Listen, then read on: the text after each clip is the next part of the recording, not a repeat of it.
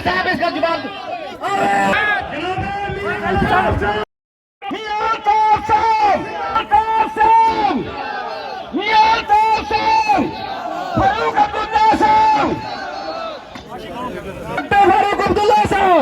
और मैं एक दो नारे दूंगा जोर से, जवाब देना। दिल्ली में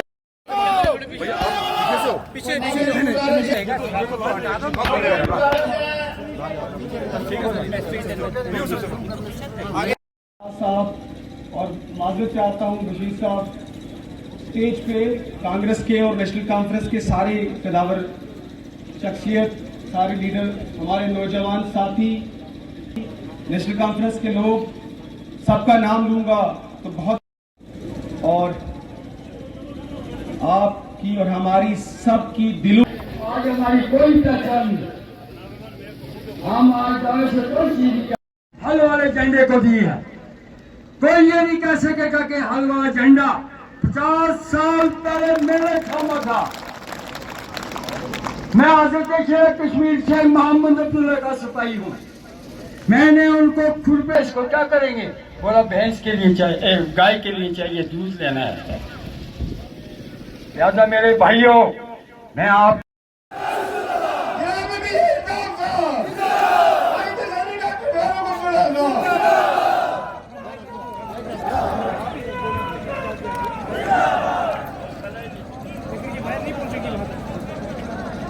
बिस्मिल्लाहिर्रहमानिर्रहीम। काबिल कदर जनाब डॉक्टर फारूक अब्दुल्ला साहब, जनाब खालिद सुरवर्दी साहब, जनाब चौधरी अकरम साहब, जनाब रतन लाल जी, गनी मलिक साहब, शाह नवाज साहब, मनहज साहब, यहाँ पर आए हुए मेरे बुजुर्गों, भाइयों, बहनों, सबको मेरी तरफ से अस्सलाम वालेकुम।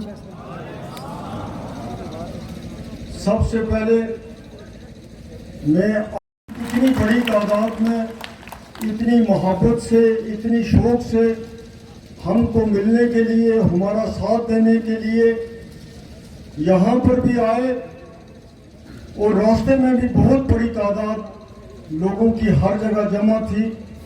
इसका जितना भी शुक्रिया किया जाए वो कम है। ये आपकी मोहब्बत ही आपका वोट है, और आपकी ये मोहब्बत देखकर हमारे हौसले बढ़ते हैं।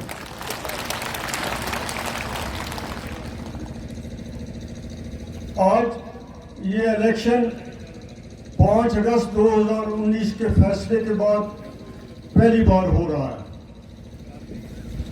और जम्मू कश्मीर और लद्दाख समेत किसी ने भी उस फैसले को कबूल नहीं किया। आपने देखा कि ये तारीख में पहली बार होगा कि एक पूरी रियासत को 2 यूटीज में तकसीम किया गया, 2 यूटीज बनाई गई, और न लद्दाख और करगिल के लोगों ने उस फैसले को तस्लीम किया, न जम्मू और कश्मीर के लोगों ने तस्लीम किया। आप देखते हैं कि लद्दाख में आज भी एजिटेशन चल रही है, आज भी वहाँ के हालात ठीक नहीं है। और करगिल में जब 2-3 महीने पहले इलेक्शन हुआ तो बीजेपी को सिर्फ 2 सीटें मिली। कांग्रेस और एनसी ने वहाँ पे हुकूमत बनाई। जम्मू में आपने देखा कि जब पार्लियामेंट के इलेक्शन शुरू हुए तो ये कहा जा रहा था कि कांग्रेस को शायद कैंडिडेट भी नहीं मिलेगा, इनके तो वर्कर भी नहीं है, इनकी तो तंजीम भी नहीं है। लेकिन जब जम्मू के लोगों को मौका मिला तो उन्होंने दिखाई ये बात कि जिस बीजेपी को ये लग रहा था कि यहाँ हमारे बगैर किसी को वोट पड़ता ही नहीं, आज ये हर जगह कहा जा रहा है उधमपुर सीट और जम्मू सीट के बारे में कि ये दोनों सीटें जो है बीजेपी हार जाएगी, ये दोनों सीटें नहीं जीती। क्योंकि लोगों ने उस फैसले को तस्लीम नहीं किया जिसके तहत हमारी शनाख्त चली गई, हमारे ज़मीन के हुकूक चले गए, हमारी नौकरियां चली गई, हमारा विकार चला गया। और पिछले 5 साल से आप देख रहे हैं कि यहाँ की हुकूमत सिर्फ कागजों पे है, अमली तौर पे कुछ नहीं हो रहा।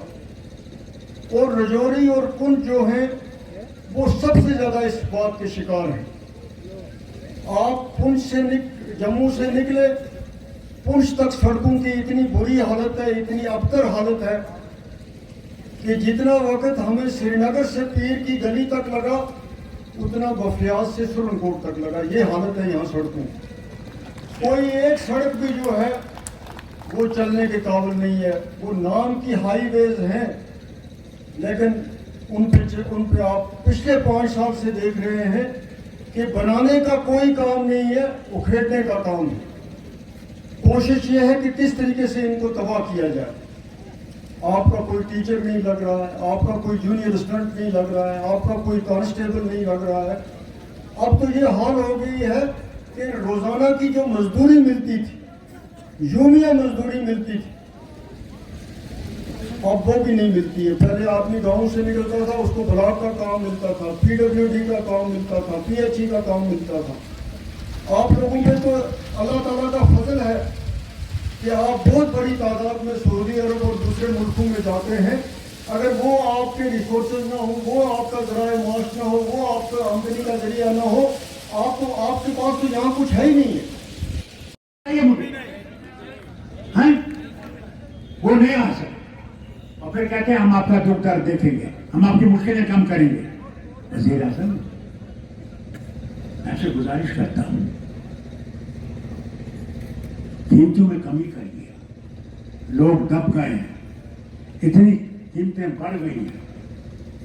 जब हम आए थे 14 में, तब गैस की कीमत सिलेंडर की 400 थी, आज 1200 पे पहुंच गया सिलेंडर। कहां से गरीब लाएगा? वो नया पैसे के जंगल बच जाएं, क्यों जंगल ना कटे जिससे आप खाना पकाते थे। दूसरी चीज देखिए, जो तेल आप खरीदते थे खाने के लिए, उसकी कीमत कहां पहुंच गई? मैं नहीं कहूंगा घी, तेल। वो डीजल की कीमत देखिए कहां पहुंची। दवाइयों की कीमत, मैं खुद शुगर का पेशेंट हूं, जो मैं इंसुलिन लगाता था जो 700 पे थी, आज जनाब 1100 पे पहुंच के मुझे बताइए कौन गरीब उसको खरीद सकता है? ये तो दवाइयों की हालत है। और फिर कहते हैं आपका विकास, आपका क्या? वज़ीर आज़म, पहले इनकी कीमत कम करो, हमें जीने दो, क्या हम इज्जत से जी सके, इज्जत से मर सके। दूसरी चीज आपसे मैं गुजारिश करता हूं, यह नफरत है जो आप फैलाई हैं आपने, इन नफरतों को खत्म करो कि देशवासी इकट्ठे रह सके, भाईचारे में रह सके और आगे चल सके। इसी चीज हमारी रियासत जो आपने टुकड़े किए हैं उसकी वजह क्या थी? क्योंकि हम तरक्की कर रहे थे।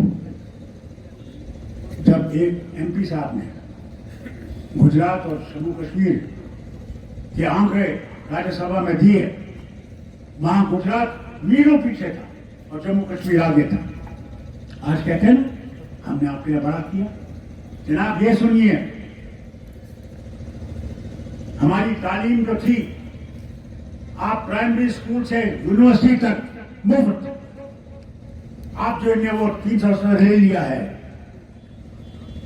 आप 14 जमात तक ही आपको मुफ्त है, उसके बाद आपने पैसे देने हैं। कौन गरीब दे सकता है?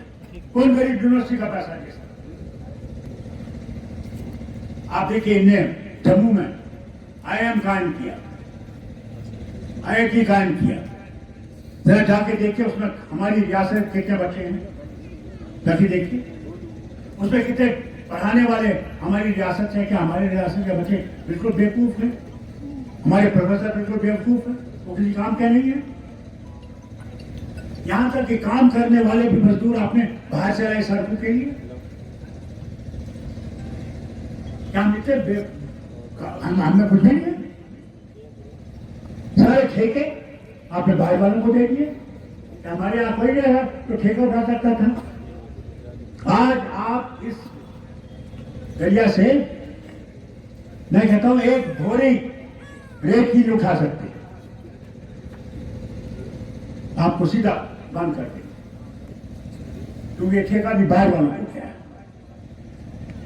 देखिए कहां पहुंचे हम, कहां थे और कहां पहुंचे। तो वे कहते हैं हम उठाने वाले हैं। मैं आपसे हाथ जोड़ के कहता हूं ये चीजें बताइए उन लोगों को जो उनके साथ हैं, जो उनके नारे मार रहे थे, उनसे कहिए का जवाब दो, इन चीजों का जवाब दो जो हम तुमसे पूछ लिए। उनके पास कोई जवाब नहीं। आज ये आपका पहला इम्तिहान है। असली इम्तिहान इसके बाद आएगा जो रियासत के लिए होगा। वो जो ही अमरनाथ यात्रा खत्म हो जाएगी वो इलेक्शन शुरू हो जाएगा। इस इतिहाद को कायम रखिएगा। यही जवाब है उन लोगों जो नफरतें पैदा करना चाहते हैं, जो हिंदुस्तान को बांटना चाहते हैं, जो